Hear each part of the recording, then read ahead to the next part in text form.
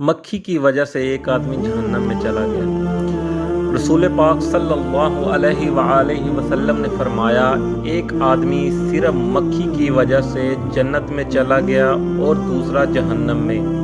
صحابہ نے عرض کی، یا رسول اللہ صلی اللہ علیہ وآلہ وسلم وہ کیسے؟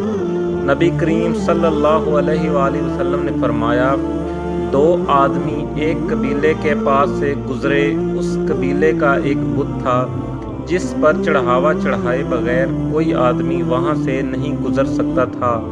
چنانچہ ان میں سے ایک شخص سے کہا گیا کہ اس بت پر چڑھاوا چڑھاؤ۔ اس نے کہا کہ میرے پاس ایسی کوئی چیز نہیں۔ قبیلے کے لوگوں نے کہا، تمہیں چڑھاوا ضرور چڑھانا ہوگا، خواہ مکھی ہی پکڑ کر چڑھاوا چڑھاؤ۔ مسافر نے مکھی پکڑی اور بت کی نظر کر دی۔ لوگوں نے اسے جانے دیا، چنانچہ وہ اس چڑھاوے کی وجہ سے جہنم میں چلا گیا۔